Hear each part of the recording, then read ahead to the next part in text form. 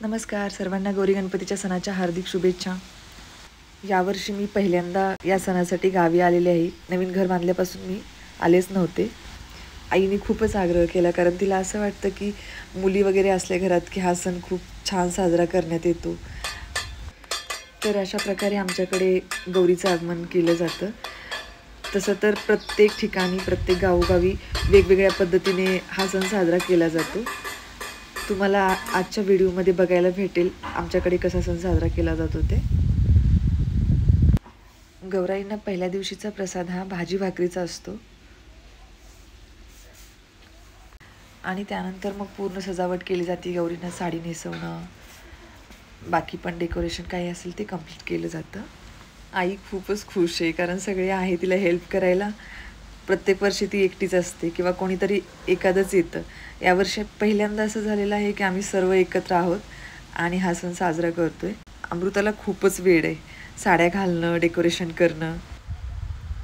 तिच्यासोबत आता काव्या पण शिकत आहे हे सर्व. खरं तर आम्ही जास्त अशी काही सजावट नाही केलेली, परंपरेनुसार जेवढं गरजेचं आहे तेवढंच केलेलं आहे. पण जे पण काही केलं ते तिघींनी मिळून सर्व खूपच छान केलेलं आहे. मला तर खूपच आवडलं आणि हे सर्व त्यांनी मनापासून केलं. एन्जॉय करत करत का असेना, पण आपल्या परंपरा जपल्या पाहिजेत. तर हे आहे आमचं फायनल गौरीचं लुक आणि थोडंफार डेकोरेशन मुलीने केलेलं आहे.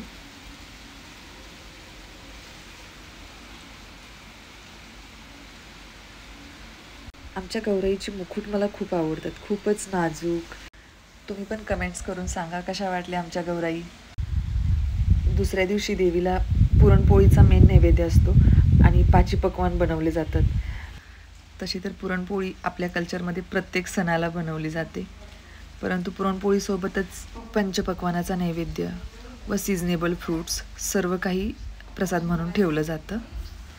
त्यानंतर देवीची पूजा आरती करून सर्वांना प्रसाद वाटण्यात येतो. यावर्षी काव्याने आरती केली. अमृता तिला छोट्या छोट्या गोष्टी गाईड करत होती, हे असं करायचं तसं करायचं. तिला टाईम नव्हता तरी पण तिला बोलवलं आणि यावर्षी काव्याने पहिल्यांदा डेकोरेशन करू लागितलं थोडंसं, आणि साडी घालून तेही. खरं तर काव्यासाठी हा खूपच वेगळा अनुभव आहे. आता आपण बाहेर राहतो त्याच्यामुळे हे सर्व बाहेर नाही करता येते. त्यामुळे आम्ही आता ठरवले प्रत्येक वर्षी गावीच यायचं. आणि तसं पण काव्याला गावी यायसाठी बहाणाच पाहिजे असतो. आजी आजोबा आणि गाव तिचं खूप फेवरेट आहे. दिवसभर साडी घालून इकडून तिकडं फिरत आहे.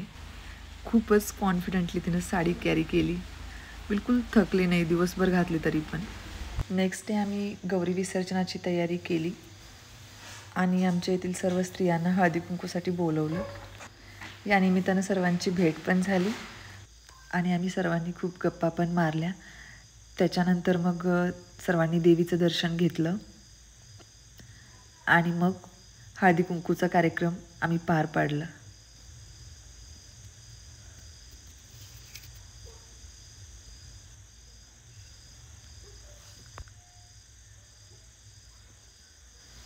अगोदर आम्ही हळदी कुंकूचा कार्यक्रम उरकला आणि मग त्याच्यानंतर दोरे घ्यायचा कार्यक्रम सुरू केला. आमच्याकडे गौरीचे दोरे घेतले जातात. हे अशा पद्धतीनं बांधले जातात.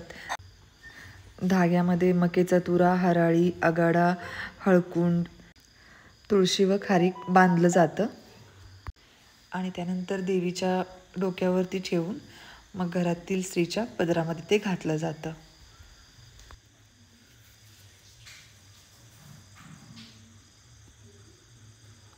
यावर्षी हा अनुभव पहिल्यांदाच मी घेतला. त्यानंतर सर्वांनी मला उखाणा पण घ्यायला सांगितला. त्यानंतर सर्वांना नमस्कार करून प्रसाद पण दिला. प्रसाद वाटण्याचं काम सपूने केलेलं आहे.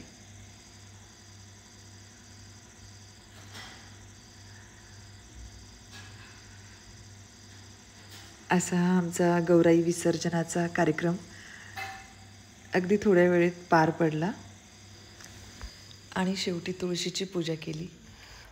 कमेंट्स करून सांगा तुम्हाला हा व्लॉग कसा वाटला. Thanks for watching. Bye bye.